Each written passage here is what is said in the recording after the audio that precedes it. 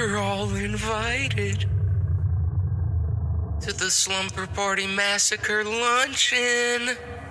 We'll tear your soul apart. Accept this, Michael.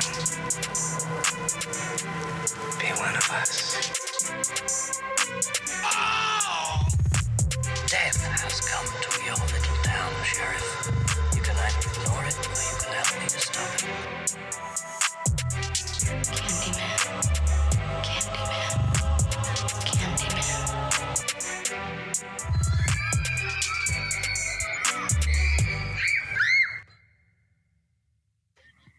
Welcome. It's hard not to hear that intro and just jam out. Yeah. For those of you who don't see us in the recording, just in the background, just really bump into it as it plays. Yeah, it's pretty great. Love it. So episode 2, we've paid the rent on the treehouse and we're allowed to stay for another week.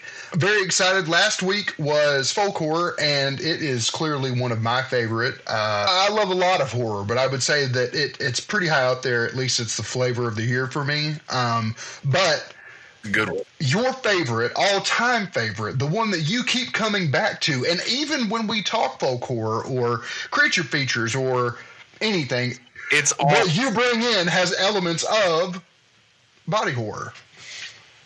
body horror. Much like my pal Jesus, body horror is... To be frank, body horror, it's not low on my list, but it's not high on my list. Like, it's medium ground. I think that there's some body horror that I really like. I actually tend to really like the old stuff, the 70s, the 80s, as opposed to the new age horror, body horror. I think that, I don't know why, maybe it gets too literary, or I don't know, but I do really I can see that. But what is it? What do you like? Why are you drawn to body horror? Likely, it was probably the first kind of horror that you were introduced to. Okay, yeah. Body horror is one of those things that's prevalent throughout, like, fairy tales, folklore, myths. Yeah. It creeps its way into children's stories. It creeps its way into mythology, biblical stories. Anime, we talked about that. Yes. Yeah. Oh my God. Anime is silly with it. What I enjoy about good body horror is how insular the fear is. So with other things like slashers, creature features, folk horror, that kind of stuff, there's all these outside factors usually coming in to affect your main character. But with body horror, they are the story. Yeah. Okay. That's a really cool way to put And it's some of the major questions of body horror are, where do I begin and my body end? What is me and what is my body, and what does that mean? For society at large, sometimes body horror asks that question. One of the other things I really love about body horror is it's very human. Yeah. It's a very... I don't know if other mammals can experience that kind of fear. Interesting. That fear of my body is changing and I cannot stop that. I think that point right there is probably the thing that I love and hate the most about body horror, is how uncomfortable the genre of body horror is, right? Like, you think about, and so my 2 cents on it is if you think about the uncomfortability, like, I think people have like a general phobia if you think about, like, I don't like people touching my eye. Like, I'll use my wife as an example. Had something go on with her eye, had to go to the eye doctor, had an almost full-blown panic attack because She did not like someone touching her eye. I think there are people that are that way with gagging and Oh yeah. there's just that thought of like there's everyone I think has that thing that makes them uncomfortable, right? That I like to call it the squirm factor. it's the squirm factor. Exactly. And so what I think is the most interesting for me is that unlike other parts of horror, like I like other parts of horror, like psychological thrillers that make me think. I like things with twists that make me constantly try to figure it out. Yes. The interesting thing is that what I love about horror, and I've said this before, I love horror because I've got anxiety, and my anxiety is trying to fill in the like, what do I do here? What do I do here? Oh. But in this genre, it doesn't. It supersedes that, and so my anxiety is peak throughout the whole thing because I'm uncomfortable. Like It makes you hyper aware of the things that going on in your body. I think that you have sensory issues in the middle of watching. Like it is, Yes. I watched one of my top 5 last night. I won't say it until we get there, but I did it just to kind of like I need a good punch in the face, right? Yep. The other thing It's body horror is that feeling of your stomach and asshole connecting. Bingo. Yeah. It is so I struggle with some sensory issues from time to time, and this is going to sound silly. Sometimes I'll sit on the couch and I'll have a blanket on top of me and I'll be wearing my socks, and my fucking socks just don't feel right? Like I don't know what to do, but just the feeling of that sock constricted on my foot makes me uncomfortable, and that's how these movies make me feel. Is that just like I can't run from it, I can't get away from it, there's nothing I can do. And I think that's the cool part, is that like I hate it and also love it. The other thing I was going to mention is something that you mentioned earlier on, right out of the gate. Body horror is everywhere. Even if you think about movies that aren't necessarily categorized as body horror, there's body horror in it. Like I'll give a great example of one that's not on my list, but I almost put it in 4 different times. Alien is chock full of body horror. Oh my God! Yeah, the aliens busting out of chests and fucking everything Ash has going on. I think I struggled with making my list because there are different types of body horror. There's the transformational kind, yes, that you think about. I think that there is the kind where. I'll go ahead. Let's go ahead and pivot to our tomes of darkness. The Tones of Darkness. Please. So one thing I read I say very young. I was 17, so however young that is, depending on, your generation. 17 is different. Yeah, right. Across whatever. So anyway, when I was like 17, I read the book The Ruins, and yeah, The Ruins. I'll never forget it because, like, I was in English class, and like we had to read a certain amount of books in like a year, right? And I just remember my English teacher coming to me and being like, I know you're going to read that many books. Don't worry about it. And actually don't even worry about getting books off that shelf back there. Okay. And I was like, oh, okay, cool. And then she came in one day, it was Miss Getz, and she had The Ruins, and she goes, I think you're going to like this. What? Sorry, say it again. How old were you? 17. Okay, got it. And a teacher handed this off to me. Mm-hmm. And I just remember, I think that's what reignited my love for the genre. Yeah. Like, as an awareness. Like, because like you say, body horror is everywhere, and it's just something that I seek out in everything. And it seeps into facets of my life. This is the Metal Minute, brought to you by Body Horror. This is a Metal Minute.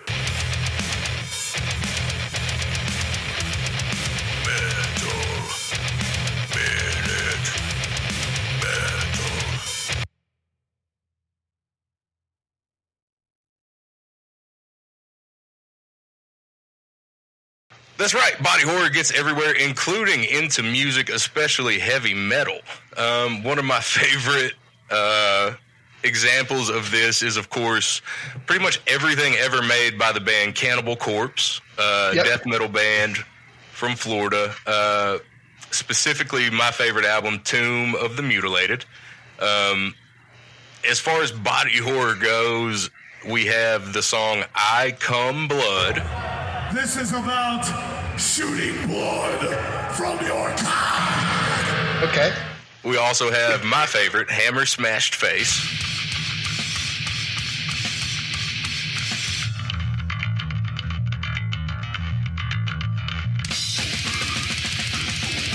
To the point. The squirm factor is all over the art. The squirm factor is all over the music, both sonically and lyrically. Another great example of body horror in heavy metal is one of my favorite bands, Mastodon. Oh, yes. Uh-huh. And it takes on a different take, though. It's more about transformative body horror. Sure, sure. The album Blood Mountain, released in 2006, the concept is the main character of this journey is making his way up this mountain, and as he does, he slowly becomes something less and less familiar even to himself, something beyond a man. Okay. Blurring the line between man and beast. And what I love about this album is the songs step by step take you through that journey with this character. More example of body horror in the album. My favorite song on the album, Colony of Birchmen, is just about half human, half tree hybrids fucking stalking this dude in the woods. I think you might have sold me on metal, finally. I wish when you pitched to me, hey, listen to Mastodon, that you said, oh, hey, listen to this shit. We did it. I should have explained the concept albums. And Blood Mountain in particular is fucking rad. And then if you're going to talk about body horror and heavy metal, we're going to round it out with one of the four fathers of death metal, of course, the band Death. Oh, wow. Yes, and specifically, my favorite album by them, of course, body horror themed, is their 1988 album Leprosy. Oh. And Leprosy is it's the philosophical side of body horror. It's the terror of realizing your mind is trapped in a decaying body. Okay. And it's a clinical decay. It's songs about rotting flesh, social stigmas, and it's just your body literally betraying you, which is all over body horror. Yeah, man. If you dig heavy metal, go check out those albums. So there is something that you snubbed, and I'm not a big, I'm not the biggest metal guy, but there are some metal bands that I follow. There is absolutely one that I wanted to go to at a concert venue outside of Chattanooga, in the caverns. You have to mention them for body horror. G-War, man. I know, dude. I feel like you snubbed them because I've heard that their concerts are body horror experience. If you look at their costumes, if you look at the blood in the crowd, I mean, it is body horror galore. That is a wonderful point. They 100% deserve to be in this conversation simply for the album Scumdogs of the Universe. That album is silly with body horror. Their show is body horror. You go... So if Cannibal Corpse plays the song I Come Blood, Gwar comes out and will squirt you with blood from a giant alien penis. It's like going to a Gallagher show. Yeah. So I mean, I'm super glad you brought up. I mean,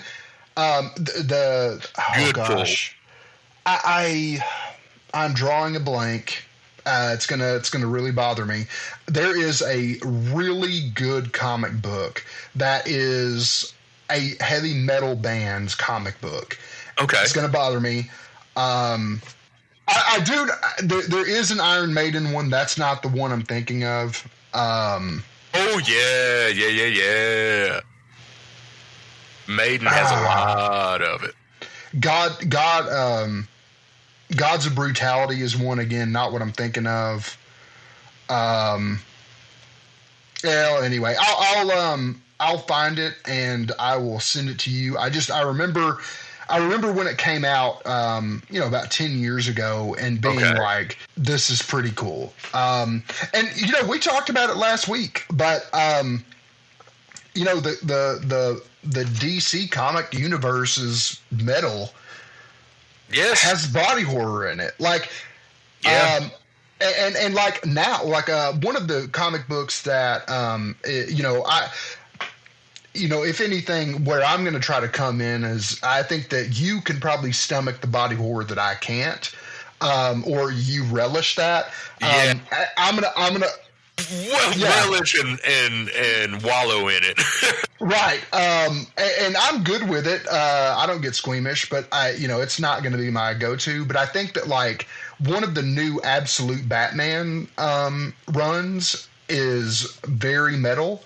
And I think that, I think this week they released what the new Joker looks like. Like, they've been slowly releasing what these new villains look like. And the new Joker is just ravished with body horror. Like, has a fucking tail. It is a monster. And that's awesome. Yeah, so I think that, like, they're really good examples of body horror. I mean, take, like, we talked about it last week with horror with Green Lantern, where the one of the original Green Lanterns, or not original Green Lantern, but one of the early runs with Hal Jordan is his girlfriend gets chopped up by a serial killer and put in a refrigerator. That's true. And he finds her. So yeah, I mean, there's some really cool, super dope stuff and I'll have to mention, while we're talking about comics and that kind of stuff, we can talk about manga. One of my favorite manga, whatever, however you want to say it. There's probably a right way to say it, but whatever. One of my favorites that is, of course, littered with body horror is Berserk. Yep, I knew you were going to say it, and I agree with it. Yeah. Yes, Berserk is great. It touches on different parts of body horror.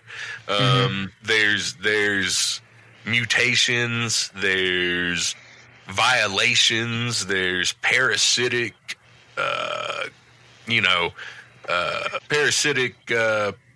not possession. What would it be? Parasitic monsters. Let's see. And of course, like, Guts' own body. You learn pretty early on in the series that it's just this. Guts is a character stuck in a body that isn't fully his. Oh, okay. Well, in the way that it's not the way he would have designed. You know what I mean? Like, the world happened to his body. If that makes sense. Like, things happened to him that were beyond his control, and now he's stuck in this body that he has to make function. But he does it really well, and he fucking kicks ass. There's also the apostles, which are pretty much desire made flesh. Ordinary people who sell themselves to the God hand. They mutate into obscene monsters. Their new forms reflect their deepest cravings and sins. It's and the artist, the mangaka. I don't remember how they say it. Your guess is good as mine. Yeah, I think it's mangaku. Somebody will let me know if I'm wrong. A lot of his monsters are these weird human, insect, amorphous, blobular monsters. Worm monsters, and like, I love it. Yeah. It's so good, dude. It's really great. The tone is just so heavy metal, and it's so Lovecraft, but it's Cronenberg with a broadsword. I love that. That's a really good. Yeah. I think that also Attack on Titan. Yes. You know, Fair. you can't Google Attack on Titan and not look at body horror. You know, it's just. I got one for you that another childhood favorite that sparked the body horror obsession for me. Goosebumps: The Haunted Mask. Yep. Absolutely 100%. Yep. That. Yeah. I think we've all read that. We've all. I think there's a TV episode on that, right? There is, and it is so unsettling. Yeah, I remember that one. Yes, absolutely. Yeah, it's childhood. It's your body as a betrayal for children. For sure. Yeah, that TV show and book series it twisted some kids growing up. You know what I mean? It's dark, dude. It's dark. And what I love about The Haunted Mask, for those that have never seen it, is about a girl named Carly Beth that finds this mask. I don't remember if she finds it in a haunted house or like a hospital or a dumpster or what. Yeah, I don't recall. Or maybe even a costume shop, actually. I can't remember. And she puts it on, and it sticks to her face. Yep. She cannot get it off, and she is this monster. And it is, for a child, it is your worst fucking nightmare. It's claustrophobic. Yeah. It's just, oh God, yeah. Yeah. And like all the adults in the world that are supposed to be safe are like, get the fuck on. And like, it's wrenching for a kid. Oh yeah. It really, I mean, even as an adult, the principles behind it are alarming. Yeah, I think that, you know, they're another comic book that I didn't put in there that has some body horror elements, and I think it skews more on gore than it does on body horror, but there are some horrific moments in it. The Boys. Yeah, there's some absolutely horrific moments in The Boys. And I think in the TV show now has some, like, is it horror in the sense that there's a man with a mask and, you know, is it the kind of Cronenberg type stuff? No, not really. But no. I think the horrific part is the relevance to today. The relevance and the humanity. Yeah. So I think that, you know, like I said, there's some real moments, especially with Homelander, that are very body horror forward. Mm-hmm. Oh, that are wrenching, that will make you squirm. That has the squirm factor. It does, yeah. A lot of the ones where he's torturing people, mainly the ones where he's torturing people, I'm going to say every season, but like multiple times a season, he does something that really makes you. Now, there is so that is kind of a controversial genre of body horror, the torture porn. Oh, for sure. And I don't have any on my list, and because I think it's its own thing. That's what I was going to say. I'm very much a body horror guy. I am not that dude. Like your hostels, you're picking people apart for fun kind of shit. Like, that's not me. Would you consider that like House of a Thousand Corpses? Ooh, I am a House of a Thousand Corpses guy. I knew you were, so I wondered. Very interesting. I'll have to think that one over. Because I'm not sure if that's that, or is that like just a psychological slasher? Put it psychological slasher. Okay. Yeah, I mean, Hostel, I remember watching Hostel as a kid and just being like, thank God for the boobs, right? Saw. Yeah. I remember when Saw came out, I was in like the 7th or 8th grade, and I remember then thinking, this is a lot. Dude, but now Saw was like a game changer, though. I feel like everything I'm listening, you're like, well, actually, and maybe it's just Hostel that you don't like. I think it is Hostel I don't like. I'm trying to think. Eli Roth has a lot of that. He loves it. Yeah. But he also does body horror well, like Green Inferno. Green Inferno is fucking dope. Damn it, Bobby.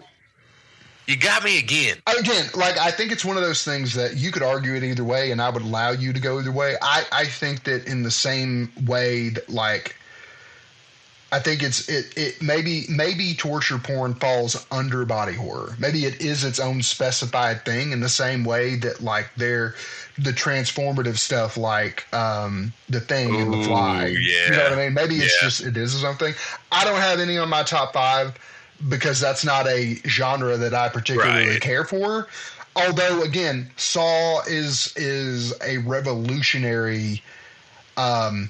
It is a revolutionary franchise. I think that there are some torture porns out there that, really do a good job. But it's not my thing. Absolutely. It can be so over the top sometimes, and I don't think I like that. I don't like what they will sacrifice in story sometimes. Absolutely. That's what I think it is that there's not a story there, and I think that's the difference. I think that's the key difference, is that the differentiating factor between a horror film with gore and a horror, a gore porn, is that I think that gore porn, if you think about the plot of Hostel, the scary part is that you're out there in Eastern Europe in a place you shouldn't be, having sex with people you shouldn't, and then suddenly you're getting tortured. Like, there's no real hero's journey. I mean, there is technically, but, like, there's no real hero's journey. It's just... Yeah. It's just an escape. One thing. It's what it is. It's a torture and an escape. There's no growth or... Not really. I mean, again, I would argue that, like, Saw isn't necessarily that way, but I do think that, First like, Saw.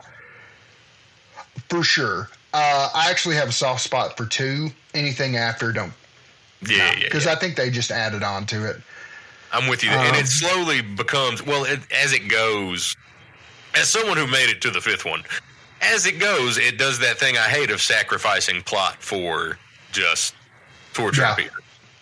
I have made it to 3, and I think that's as far as I'll ever go.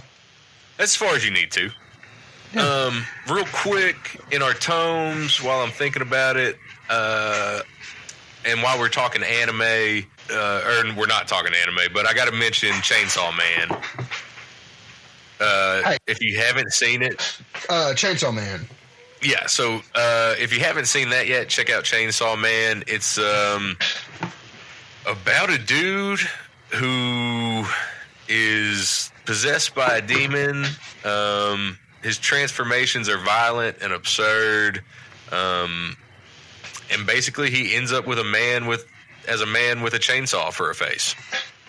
For a face? For a face. I was really thinking this was going to be an Ash versus Evil Dead situation, but... All right, you primitive screwheads, listen up. See this? This is my boomstick. Nope. It's his entire head. Okay. And it becomes a chainsaw, and he fucks up demons. And there's lots of other body horror with demons and stuff. If you're talking body horror, you got to mention it, because it's kind of the new, not new. I bet it's been out for, 4 years, 5 years? Okay. But it is kind of the most recent banger in the body horror. That and Parasite. Yeah, right. Mm-hmm. Okay. Cool. You want to get to our top 5? Let's get it. Let's go to the top 5 horror.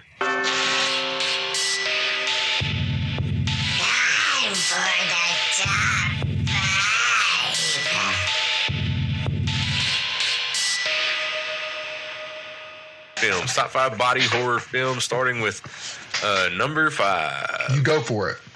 All right. My number 5 is a Paul W.S. Anderson film that came out in 1997, Event Horizon. Oh my God! Yep. Yep. I almost put it on my list, and that I debated. I love Event Horizon.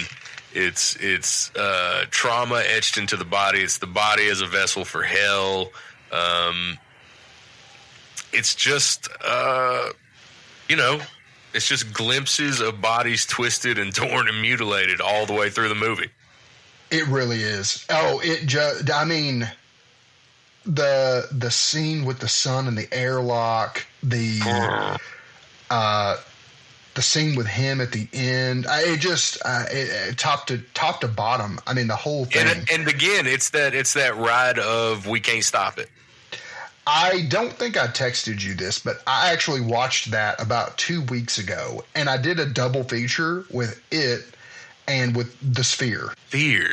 Yeah, it's a Michael Crichton book, I think. It is Rain Man. Yeah. Tom Cruise? No. Dustin Hoffman. Thank you. Dustin Hoffman.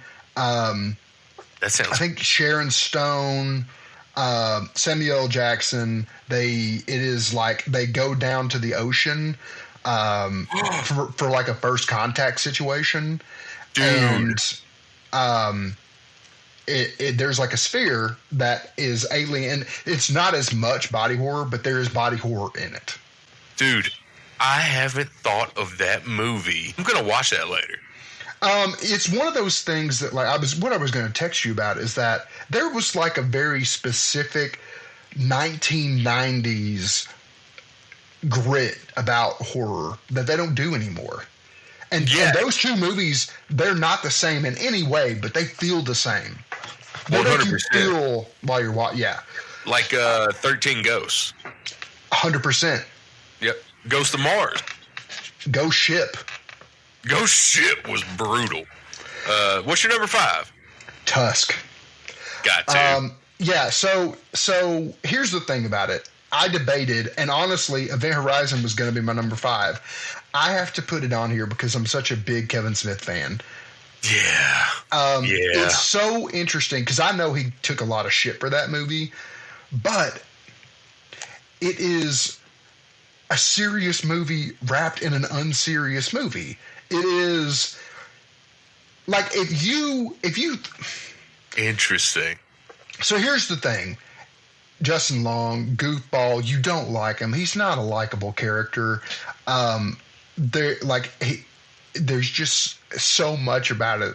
And you've got the yoga hosers with Kevin Smith and Depp's daughter. Johnny Depp is just not in the same movie as anyone else. Dude. He's not at all. And yet, any scene with Howard Howe is terrifying. Is man indeed a walrus at heart?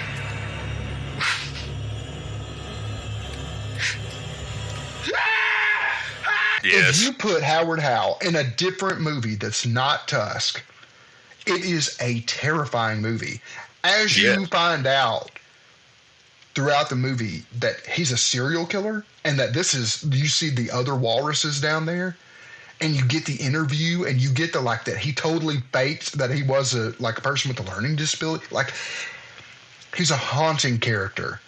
And there were many times while watching that movie that I remember being so uncomfortable and feeling bad for Justin Long. So, again, it's got the squirm. It's got the squirm. So it has big time Human Centipede energy. Yes. But I would say Human Centipede done well. That's where I was going. Absolutely. Like Human Centipede with a little bit of heart. Absolutely. With an artistic flair. There you go. Like if someone that cared about cinema. There you go. So what's your number 4? Well, I applaud your number bravery? 5. Oh, has to be in the conversation. My number 4, 2006. A young man, fresh off of his run of trauma films, soon to be the greatest director of all time. James Gunn. The movie Slither. The horror, small town overtaken by parasitic alien slugs creating grotesque transformations. It's comedy horror done so well. It's grotesque and terrifying and unsettling, Funny. but there are also parts where you will laugh so hard and so genuine. It's great. I genuinely miss that gun. Like, I think he does well in the superhero genre for sure. He is my favorite superhero director. Yes, but I miss it. I thought he did that movie incredibly well. The bathtub scene. What's her name dies, dude. It's great. It really, really is such a good movie. Mm-hmm. And it's mutation, but it's absurdity. Yeah. Yeah. And again, I think why I liked it at the time was that wasn't a time when I was particularly into horror, but it was funny. And then and it's just that line of when desire becomes grotesque. Yeah. Yeah. Yeah. It says a lot about people. Hit me with your number 4. My number 4 is Cabin Fever. Man, I don't know if it's a good movie or not, but I can tell you that it hits every note that I think it needs to. And the scene you're talking about. Yep, the skin is so body horror. Ooh, just honestly thinking about it it's squirming. Good pull. Yeah, it's one that it's floated for me, but that one is one, and I think people sleep on it. I don't think people revisit it. I don't think it's one that people are going. I mean, it's going to come up in a conversation, but can you give people a rundown on what it is real quick? Because it is a terrifying fucking setup. Yeah, it's your cabin in the woods where some horny teenagers go to the teenage stuff. Yeah, go do drink, drugs, and screw, and they go out to the woods. And I believe that there is a tainted water supply from a diseased animal. Yes. And it's been a minute. They get in contact with the water via swimming, I think, or I think they all go swimming in it. Yeah. And then the transformation doesn't take long. You got it in every way that it hits, where you've got the sloughing of skin, which is just so uncomfortable. The blood and the teeth projectile. And it's slowly and progressive, as a structured horror would be. It's not everyone does it all at once. You got one that starts the crew and then it spirals. Yes. And they're all just kind of trapped in this cabin. And it is, it's got psychological components to it that you got that trapped. There's nothing that you can do. Can't get out. You're it. It's done. There's nothing you can do. And when you start seeing people around you that are sloughing skin and losing teeth, it's just a matter of time. Yeah. So that's my number 4. That's a great one, dude. That's a great number 4. My number 3, I talked about it earlier. It's one of my favorite books ever. It was also, I think, an awesome body horror movie. I love the movie The Ruins. It was my number 6. I love the movie The Ruins. The vines getting into people. The analogy for culturalism and appropriation and I love colonization. Colonization, yeah. I love as they're like. I love the component of the tribes people being like, you're not getting off this. Like, you're not leaving. Yeah. Killer movie. I've not read the book. When it sinks in, that they were telling them not to go up that fucking thing. Mm-hmm. Like, because it feels like they're chasing them up it when you're watching it. Mm-hmm. But then when they realize, oh no, they were telling us not to climb this fucking thing, and now they're not going to let us leave it. Yeah. That's kind of you. If you go back to the cabin fever, that's sort of like there's nothing you can do. You're here, and you're not going to have a good death, dude. And it ends in the way the ruins spirals into madness as well. Mm-hmm. It's full body horror. It's your body betraying you physically and mentally. Mm-hmm. In the scene, where they take off the leg, dude. Yeah, absolutely. Number 3, Slither. Boom. Yep. Very good. I had higher. You're a horror comedy guy. I am. It is one of my go-tos, and this was one of my first introductions to it, and I loved it. So yeah, it absolutely loves Slither. Yes. Let's go right into your number 2. I have a feeling that you and I are going to have the same 1 and 2, and potentially in a different order, but we'll see. So my number 2 is actually pretty recent. Oh, 2019. Okay. And if you watch this movie, you will 100% know why it is on this list. I don't want to ruin it because, I watched it with my brother Will, and while we were watching it, Will paused it, looked at me, and said, "I've never seen anything like that on film before." Okay. Color Out of Space. Okay. I've never heard of this. Color Out of Space stars Nicolas Cage. Oh, okay. As a father. It's a take on a Lovecraft story. And this family lives in this house. The house starts to be enveloped in this colored mist.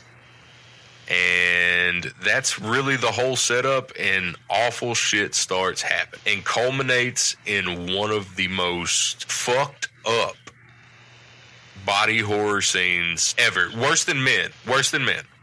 Men's not even on my list. No. Yeah. But it does have a epic ending. And a place in my heart. And a place probably in my top 30. So, what's your number 2? The Thing.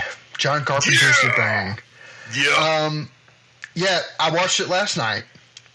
Hell yes. How good is The Thing? It's also funny. And it's not intentionally funny. But it's because Kurt Russell is the most charming human being on earth. He really this guy. He still is. Like, I love For Another Time. Kurt Russell is the most epic man to have ever lived. Like, I mean, he has some of those stories that are just like, that like the Arizona lights where, the floating lights where there was a UFO. Like, there's only one plane that was in the air at that time that caught it. It was Kurt Russell. And it was fucking Kurt Russell. Yes, there are types of like murderers, things that he has stories on. He's just great. The movie's fantastic. Very uncomfortable. I love the transformations. Here's the thing about that movie. I think that at the time, horror did have rules, and we will eventually cover slashers and we'll get into Scream, but at the time, horror had rules, and you knew what the rules were, and or you didn't, and now we do. But funny enough, nowadays we don't really abide by those rules. We have people have desensitized themselves, and so we have to find new ways to make people uncomfortable. Here's the thing, though: the 1970s broke a rule that right now we'll never break, and that's killing a dog. Killing a dog out the gate. Yeah. Unless you're John Wick and you need to really make some people mad and establish a villain quick, you don't kill a dog in a movie. And John Carpenter said, "Fuck what you heard." Not only that, I'm gonna make my dog the bad guy, kind of. Yeah. That scene is so early on, and when he puts that dog in there, and that dog is like trepidatious. Oh my God. Dude. I might watch The Thing again too. It's so good. It's so Cat's good. out of the bag. It's my number 1. Okay. Yeah. Yeah. Cat's out of the bag. It's my number one. It's paranoia. It's transformations. It's the unexpected. You can't stop it. You can't fight it. You can't get away from it. Oh, I love the ending where he's like, we're not getting out of here. Yep. We're not getting out of here. We're just making sure it don't leave here. And that's why Kurt Russell's the fucking man. Yeah, it's the best. I love it when they're testing the blood, and he goes, "Yep, he was good." He's like, "So you just killed him?" Like, so he's dead for nothing. And then he just looks at him. He's like, "Yeah." That scene is also funny. I love it after they killed them. After they've shown the monster, killed the monster. The one dude gets his head crushed. After all that happens. And then there's like 3 or 4 people still there, and the dude is tied to the couch. Yes, dude. Like, I would love as much as possible to sit here and be with you guys. Get me off this fucking couch. Like, it's so good. Dude, yeah, The Thing, if you haven't seen The Thing, you have to stop what you're doing and go watch it. It's great. My number one is The Fly. God, yeah, see, if your number one's not The Thing, yeah, it's got to be The Fly. And it's so hard because the two were interchangeable for me, and I've got about 50 of these, versions of these 5 where they're all in different orders, and those two flip flop a lot. Yes. I think the reason why The Fly is just because Jeff Goldblum. Yeah, man, and it's I think it was, and that's a remake, right? It is a remake. 1950s, yeah. Mm-hmm. It is a remake. The ending is much more grotesque. For sure. And poetic. The whole film is more poetic. Cronenberg can't help himself. But The Fly, what's great about it is that what I was talking about, that insular threat, and one man experiencing it pretty much for most of the movie. Yeah. And just one of the most iconic endings in history. Kill me. Yeah. Yeah. It's just, it does. Those two have so similar notes on the way they do body horror. Yes. Yes. It's just got, like I said, it has, you don't get anything like that. Like, it's so bad that it's fake, but you still are in it. Yeah. Oh, yeah. That's not something you get these days. They want you to feel that visceral experience that, like, it feels like it could happen. I think there's something to be said about a movie that has something on the screen so stupid. Now, in The Fly, he did it on purpose, right? I need to go back and revisit it. I want to say he did it on purpose. Or I thought maybe it was an accident. I thought it was an accident. I thought that the fly got into the experiment. You're right. The fly flew into the thing. But I might be wrong. I'm pretty sure you're right. It's been a minute since I've seen it, but it sticks with you. The reason why I watched the thing last night was to see if it would dethrone it. Very good. I might watch The Fly tonight then. I might too. Yeah. I might watch The Fly tonight because it is one of those movies where the body horror is what sticks with me. 15 years since I've seen it, Yeah. And for those that don't know, it's about a scientist slowly turning into an insect, or rapidly turning into an insect. Yeah, and not a small one. Do you know about bug politics? It's just, yeah. Insects don't have politics. Yeah, I love it. Yeah. Killer list. Loved it. Great list. Loved yours. Glad we had a couple that were, flip-flop. That was wonderful. Enjoyed that. So I think next week we're going to look at slashers. Slashers, a classic. But first, Dead Homies.